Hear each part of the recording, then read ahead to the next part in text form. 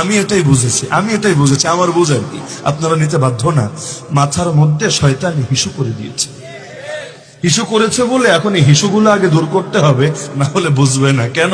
অন্তরে যদি আগ থেকে মোহর মেরে রাখে, যত যাই বোঝান না, বিচার যাই হোক তাল গাছ কিন্তু আমার, মানতে রাজি হবে না, কারণ মানলে আর দল থাকবে না। ওই মুখ দিয়ে সাহাবীর সমালোচনা আসবে, দল নেতার সমালোচনা আসবে না। বলবে আমরা নেতাকে সমালোচনার ঊর্ধ্বে মনে করি না। ঠিক আছে, 2-4টা সমালোচনা করো, আমরাও একটু শুনি না। এটাই তো যুক্তির কথা। ওসমানের সমালোচনা করলা, শুনলাম। মুআবিয়ার সমালোচনা করলা, শুনলাম। রাদিয়াল্লাহু আজমাইন। নেতারা 2-4টা সমালোচনা করো, আমরাও শুনি, আমরাও শিখি। কিন্তু না, সমালোচনা এখানে করবে না। তবে বুঝেছি, নবীর সাহাবীরা মাপকাঠি না, তোমার নেতা মাপকাঠি। অর্থ তো এটাই দাঁড়াচ্ছে। না হলে আকীদার ইমাম মানি না নেতাকে, কিন্তু ঠিকই তার আকীদাই গ্রহণ করে নিয়েছে। ফিকহের ইমাম মানি না নেতাকে, তো তার ফিকহে মেনে নিয়েছে। আমি লাস্ট কথা বলি, এরা যতদিন পর্যন্ত এই ভণ্ডামি না ছাড়বে, রাজনৈতিক ভাবেও জীবনে সফল হতে পারবে না।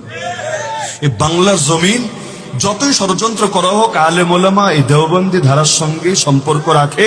অধিকাংশ মানুষ দিল মন প্রাণ দিয়ে কওমে আলেমদেরকে ভালোবাসে। 1 করে মরে 10 জন করে তৈরি হয়, কিন্তু এই সিলসিলার মহব্বত কিন্তু যায় না, এত সহজে যাবেও না। সুতরাং যতদিন তোমার ওই এক আদর্শ জিন্দা রাখার জন্য আমাদের সঙ্গে ঠেলাঠেলি করবা, গুতাগুতি করবা, লিখে রাখো, মায়ের ঠিকই খাবা, দিন শেষে সফল হতে পারবা না। সফল হতে চাইলে রাজনীতির গতিতে করো, এই সমস্ত ভণ্ডামি আকীদা ছাড়ো। আমি কি ভালো পরামর্শ দিলাম না খারাপ? নিঃসন্দেহে ভালো, কল্যাণকামিতার জায়গা থেকে পরামর্শ দিলাম।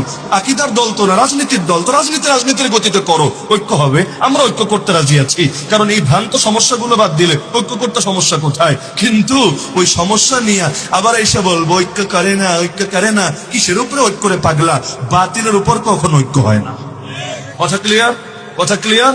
সুতরাং নবীর সাহাবীদের বেলায় কোনো আপোষ নাই। সাহাবীরা আমাদের ঈমান, সাহাবীরা আমাদের আকীদা, সাহাবীরা আমাদের শান।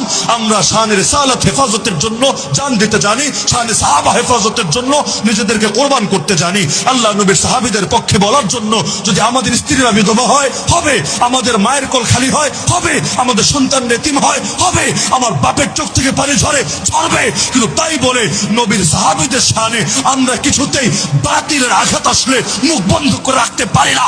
আল্লাহ নবীর সাহাবীদের শানে বলতেই থাকবো, এর জন্য লড়াই করা লাগলে লড়াই করতেই থাকবো, রক্ত দেওয়া লাগলে সবার আগে রক্ত দিব। তবুও সাহাবীদের সমালোচনা কিছুতেই সয়ে নেব না, নিতে পারবো না।